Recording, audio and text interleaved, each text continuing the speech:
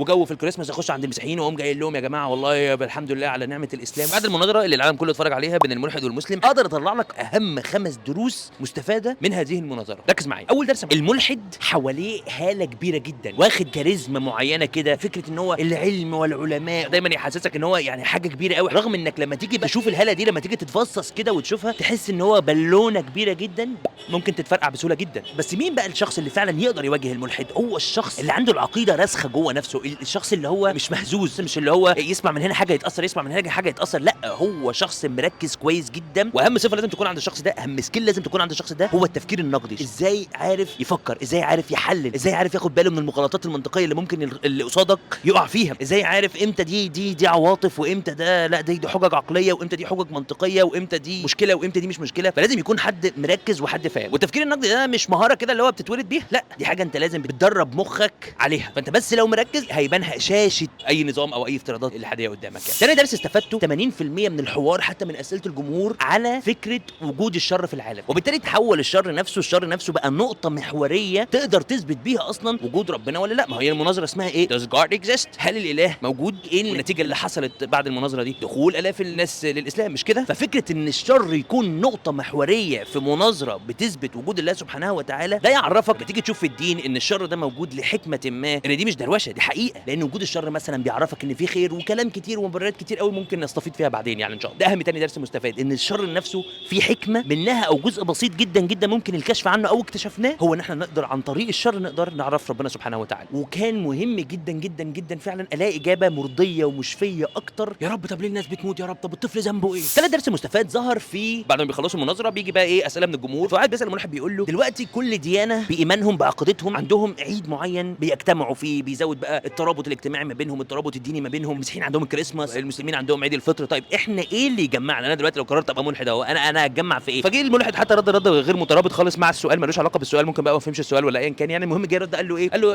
انت دلوقتي لو شخص ملحد تقدر تستمتع بالاعياد كلها كنوع من الثقافه، فتفطر مع المسلمين وكريسماس مع المسيحيين وتعمل مش عارف ايه وبتاع. ولكن السؤال والاجابه على بعض استفدنا منهم حاجه لطيفه جدا، ان الاعياد في حد ذاتها عقيده. لو انت جيت فكرت في الاعياد دي ان هي بس ايه، والله ده احتفال ثقافي، ده احتفال مجتمعي، ده احنا بنشارك كده، انت بقيت بتبص للاعياد زي ما الملحد بالظبط بيبص للاعياد. فانت لو شخص عندك ايمان قوي، عقيده قويه، انت مش هتسمح لنفسك ولا هترضى ان انت تشارك في عيد اصلا مش من دينك، مش بسبب الخصومه مع الاخرين او بسبب ان انت في مشكله معاهم او كلام من ده، لا خالص، بسبب بس ان مشاركتك في هذا العيد هو اقرار ضمني لصحه عقيدتهم اللي انت شايف ان هي اصلا مش صحيحه. فعشان كده الموضوع ما ينفعش يتحسب اللي هو ايه، لا يا عم ده زي احتفال، ده زي فرح واحد صاحبك، لا الموضوع اكبر من كده كتير. مشاركتك بتقول انا دلوقتي فرد في هذا المجتمع، اقر واشهد بصحه عقيده الدين الاخر، ما لقاش معنى غير كده. ورابع درس استفدته، وده كان من احسن واجمل الحاجات اللي حصلت، خصوصا ان المناظره دي واصله بتاع 10 مليون مشاهده في كام يوم بس، ولسه بتزيد جدا، والناس كلها بتتكلم عنها، العالم كله بيتكلم عنها، مش بس ارجاء العالم الاسلامي ولا بس الهند ولا باكستان ولا لا العالم كله بقى بيتكلم عنها وبيسمع عنها. فالمحاضره دي اثبات واقرار من الملحد والمسلم والمحاور والمحاضرين، الفيديو كامل بيتكلم وبيقر على فكره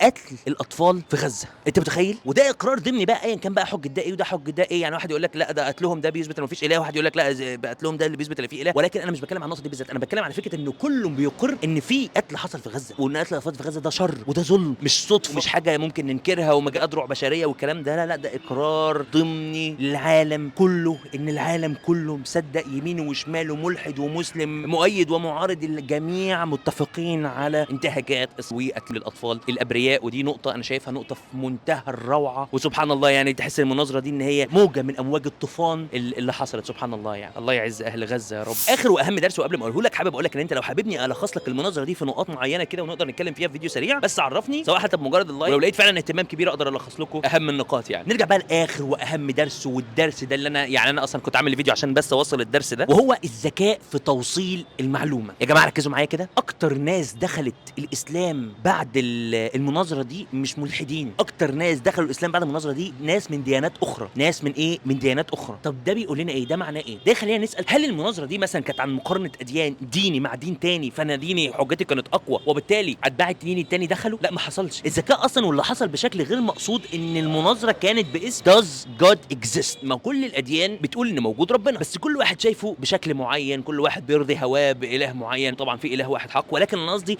ان كله على الاقل بيقول يا جماعه لا ده في ربنا. ده بيقول لنا ايه؟ انه جمع الناس كلها على موضوع يهمهم وهي اثبات وجود اله، فخلى الملحد اللي بيقول ما فيش اله قصاد كل الناس اللي بيقولوا ان في اله. مين اللي تصدر هذا المشهد؟ مسلم. دي من الحاجات اللي تقول لك طب هو ليه دايما المسلمين اكتر الناس هي اللي منتشره في مجالات الرد على الشبهات والرد على الالحاد واثبات وجود الله سبحانه وتعالى؟ صح، فمسلم هو اللي تصدر هذا المشهد عشان المسلم ده يثبت حججه ويتكلم ويناظر الملحد اللي قصاده وكلام من ده. فاثباته لوجود الله سبحانه وتعالى خلاه يتدرج في المنطق والفطره والعقل اللي خلاه يثبت صحه عقيدته، اللي خلاه يثبت صحه الدين بتاعه، صحه ايمانه. وبالتالي اصحاب العقائد الاخرى اللي عندها غلطات في النص ولا عندها مشاكل في النص ولا عندها تصور لاله وصفات واسماء للاله بشكل غير التصور الحق لربنا سبحانه وتعالى، ده خلاهم يشوفوا المشاكل اللي هم واقعين فيها بشكل من غير ما يحسسك ان انا جاي اهاجمك او ان انا جاي اهاجم عقيدتك. وبالتبعيه ده خلاه يشوف الحق، العقيده السليمه فين، المغالطات اللي هو واقع فيها او عقيدته فيها فين. فهو ما خدش مثلا وضع الدفاع او ما عملش سيلف ديفense ميكانيزم كده، ما خدش مثلا وليه الدفاع عن دينه، لا انت بتقول على ديني كذا ده انا بقول على ديني كذا، لا لا لا لا، هو اصلا ما فكرش في كده، لان اصلا كان الهدف مش دينك خالص. مش باجي بقول لك ايه انت ازاي بتقول كذا ومتبع كذا وعقيدتك فيها كذا كذا، لا لا لا لا، انا بشكل ذكي جدا جدا بشكل غير مباشر تماما قدرت اثبت صحه عقيدتي وديني من غير ما استفزك، من غير ما استفز مشاعرك، من غير ما هاجمك. وده بقى اللي خلى الناس ما تحسش ان في هجوم حصل ضدها. وده كان من اهم الحاجات اللي اتعلمتها في المناظره دي. ففاكس بقى يا جماعه جو انه في عيد الاضحى نبعت على جروبات الهندوس مش عارف ايه، وجو في الكريسماس اخش عند المسيحيين واقوم جاي لهم يا جماعه والله الحمد لله على نعمه الاسلام.